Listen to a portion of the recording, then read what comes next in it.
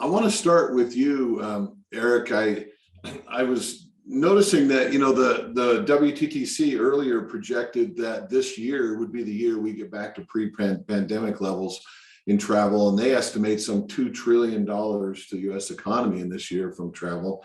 And the International Air Transport Association, their prediction earlier in the year was about 150% in terms of more of people traveling on airlines than this year as compared to before. As you look at this from a macro level, and in your role, Erik, I know you're the government relations lead and vice president for U.S. Travel Association, so there's a lot we can get into today on some of that whole dynamics of the whole, restrictions, masks, and all that. But what are you seeing? What in terms of the lay of the land around travel, and what do you expect is something that's a near-term change, but what do you expect is going to be here longer term? Great questions, Warren, and thanks so much for having us as part of this conversation. I think for the past 2 years, we've been stuck in the fog of crisis. It's been really difficult to see, more than 3 feet ahead. And we've just been, trying to make our way through. But now that fog is starting to clear. And I think we have a better sense of the landscape for where we are now. And we're also able to see a little further down the road and where we're going and what the challenges and opportunities are ahead. So in terms of where we are now, we have a slide that I'd love to share, which shows where travel spending is across various segments. And for domestic leisure travel, we're absolutely back. And I think this year, this summer, we're actually going to exceed 2019 levels of leisure travel spending. That's a huge opportunity for the travel industry. And of course, there are some things that could disrupt that, but that's one of the really bright spots that we have in the travel landscape for today. But some of the challenging areas are in business travel, where we're still seeing that in 2021, business travel spending was still down 58% compared to 2019. And that could take several years to recover. And in fact, there are a lot of surveys that are questioning whether or not business travel spending will ever come back to the levels that they were. And then in international travel spending, this is where we're seeing the sharpest declines. 78% below 2019 levels is where we were in 2021. And our economists are forecasting that it'll take 2 to 3 years for international travel to come back. And even that is not guaranteed. So, what are the challenges and opportunities that we're facing today? I think one is workforce. And the travel industry lost more jobs than any other sector of the economy during the pandemic, which means we have more jobs to regain than any other sector of the economy. And if you look at the jobs that were lost and have yet to be restored, 75% of them are in the leisure and hospitality sector. One of the challenges is, though, that for every 100 jobs that we have open here in the United States, only 60 Americans are looking for work, which means we're really going to need to look at things like immigration reform and more temporary work visas in order to bring more workforce back to meet the demand that's going to be ahead. Because what we know is that not having enough employees will close a business or impact a business just as much as not having any customers. So that's going to be a big present challenge that we've got to address as soon as possible. For business travel, we've also got to make sure that as offices reopen, schools reopen, daycares reopen, business travelers are getting back on the road. One of the things we're working on is trying to provide tax incentives to get businesses to reinvest in business travel. Extending the business meals expense deduction is one item that we're working on. Another is to reinstate the business entertainment expense deduction to get people spending more money while they're out there on the road, spending money in businesses that have been hurt and closed during the pandemic. So those are some things that we can do to bring business travel back. I think the elimination of the mask mandate is going to be another incentive for people to get back out on the road. But we've got a lot of things that need to happen before business travel returns. And then lastly, for international travel, the pre-departure testing requirement to visit the United States, even if you're vaccinated, we think is a huge deterrent, not only for people coming to the United States, because they're concerned they might test positive right before a trip, they have to cancel everything, they could lose money, but also for Americans who want to travel abroad, but they're concerned that they might get stuck if they test positive while they're there. What the public health environment is showing us is that we have low levels of hospitalization right now. We have higher immunity, both through vaccinations and natural immunity. The time is now to eliminate the pre-departure testing requirement. It's doing more to damage our economy than it is to keep us safe. And that's a huge barrier to international travel. But also visa wait times around the globe right now are averaging more than a year. in some of the key markets to get to the United States. That's an effective border closure if you can't get a visa to come to the US. So we've got to have more staffing in our consular offices and in our embassies. We've got to modernize the process. So we're using things like video conferencing to help people get here. That can help restart international travel. But then again, that's where we are today. When we're looking out over the landscape, we just want to point to 5 key forces that we think are shaping the future of travel. The first is mobility. I think before the pandemic, our infrastructure was in a state of disrepair. While the travel in the rest of the world was speeding up, travel in the US was slowing down. We were seeing more flight delays and cancellations, outdated airports, highways that were congested. We didn't invest in things like high-speed rail. But I think now we're on the cusp of a revolution for how people travel to and within the United States. Congress made a huge investment in infrastructure, and the investments they make over the next 5 years, I think will impact how people move over the next decade. We have new technologies coming online like the Hyperloop, autonomous vehicles, electric vehicles, vertical takeoff and landing electric vehicles, which could transform short-range travel, but then also supersonic jets, which could transform transatlantic, trans-Pacific travel. We have to make sure that these investments are being made, these technologies are coming to market, and the US is a global leader in mobility again. So that's one area. The second is in sustainable travel.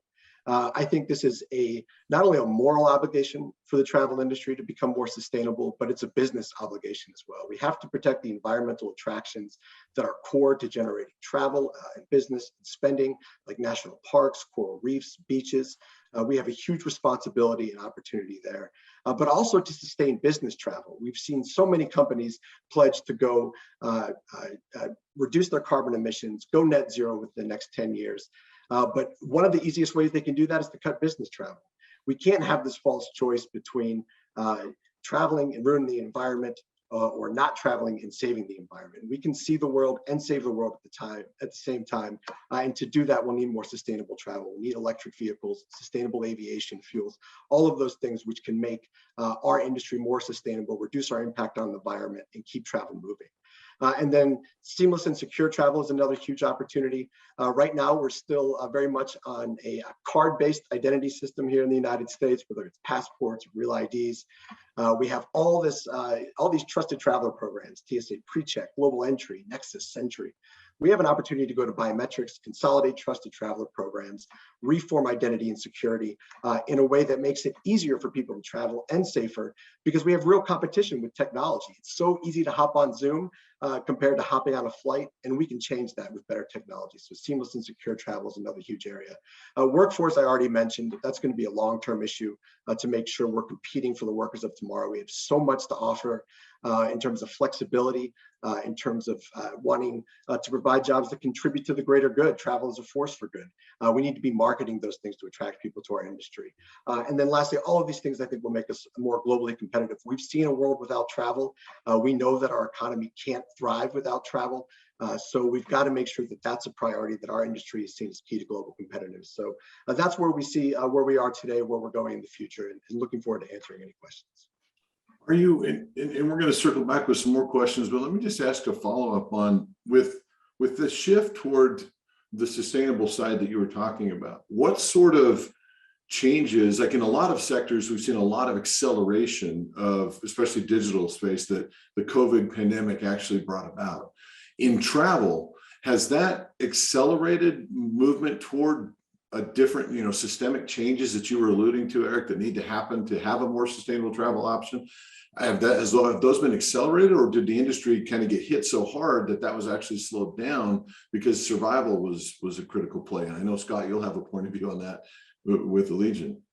Well, I think the demand for more sustainable travel has absolutely accelerated. It's accelerated in the business travel market, and we're seeing it in the leisure market as well. What we need are the investments to catch up with the market demand. So we need to bring sustainable aviation fuels to market so much faster than we are today. We need incentives for production and for use of those fuels. 80% of the carbon emissions from business travel come from aviation. So if we're going to make business travel more sustainable, we've got to invest in sustainable aviation fuels. It's our key opportunity. And then, really when we're looking at leisure travel, 80% comes from passenger vehicles. And if you look at our carbon footprint, most of it comes from transportation. So making sure that we're making investments in EV charging infrastructure so that people can get from point A to point B over long distances, having that network for EVs is going to be absolutely essential as well. So again, the demand, I think, is there. It's accelerated for the pandemic. We've got to accelerate the investments. Erik, just confirming, you're seeing that workforce reality across the industry, not just the pilots and flight attendants, to your point earlier? In every sector, we're seeing it. And the training challenges are not always the same. Sometimes it's relocation. Sometimes the challenges are childcare or adequate housing in certain destinations. But there was such a transformation in the workforce over the pandemic across the industry that we're seeing it in every sector and trying to get those employees. Okay. We just saw news about the GDP drop, right, of about 1.4. And in the first quarter, and Chris was bringing this up in the chat, and by all means, other questions that you all want to ask, put in there, and we'll dig into these. But with that change and this demand that we're seeing, from what I'm hearing from each of you, it doesn't sound like that's translating into people doing anything less right now on travel near term, at least for this year. Is that, Erik, let me ask you, in Allegiant, Scott, what are you guys seeing, and Kristen? I think for leisure travel, it could alter the market. It could impact how much people spend when they travel. They could spend less, but I think they're still going to go. It may change where they travel. They might stay closer to home rather than taking a trip by plane a little further away or traveling internationally. So we could probably see an impact there first, depending on how severe things get. I think for the business travel market, it's going to be another absolute headwind. If we're talking about GDP going down, if we're talking about businesses being concerned about where they're making investments and capital tightening up, business travel could be one area where people say we're going to continue to cut back. It's not something we're going to reinvest in. We're not going to get people back out on the road. So that's a big concern, I think, that we would. What is the industry going to do on this? Because there's a lot that's happened on planes with this in terms of masks and in terms of just air quality, what have you. But you can see this trickle-down effect because now subways and buses, they're like trying to decide in municipalities, do we take mask mandates off or not? How does that play into the ecosystem of travel from your vantage point at the national view? Yeah, I think the biggest thing with the mask debate is that it's been framed in the wrong way. It's been about advocates trying to eliminate the mask mandate and saying no one should have to. And then on the other side, people are saying, no, we're going to keep the mandate in place and everybody has to wear them. And even the polls that we've seen conducted have been among the general population within the US. And the question has been, do you think we should keep it in place for everyone, or do you think we should eliminate it for everyone? Really what this should be about is, do we want to give people the choice to wear masks now? And are we in a place where we can give people that choice to wear masks? And the realities are that we have hospital grade filters on airplanes that recycle the air at a very rapid rate. We have stronger immunity thanks to vaccinations, and we also have stronger natural immunity. And then in the public health environment, we have the tools to prevent the worst outcomes of COVID-19. So with all of that in place, is it time for us to allow people the option to wear a mask rather than mandating that they do it? I think that answer is not only yes. The time is to give people the option. If you want to wear it, if you are high risk, you're going to have to make that decision to wear a well-fitting mask, something that can actually help to protect you. But otherwise, we do have the tools to help keep people safe if they choose not to wear a mask. And I think that's where we are. I think if we're having that type of debate, I think it's a lot healthier than the one we're seeing right now. So I think that's where we are as an industry. I think the administration litigating this issue is just as much about preserving their power to be able to act in the future. We hope it doesn't translate into something where they're going to reinforce the mask mandate, because we don't think it's time. But I think where we are now, we have to have just a little more productive debate about masks than the way it's being framed. The workforce is absolutely going to be a top issue, a top challenge going forward. Everyone's mentioned sustainability. I couldn't agree with that more. I think one of the biggest opportunities is in mobility. The way in which I see the world, what's close to me, what's far away, is all based on mobility, not distance. If I can get across the Atlantic in an hour, if I can get from DC to New York in half hour, 45 minutes, that vastly changes how I travel, how I see the world. That's a big opportunity for the industry. And then lastly, I think just using travel, seeing travel as a force for our economic competitiveness and our quality of life We've seen a world without travel, and our economy suffered, our quality of life suffered, but also as a force for good.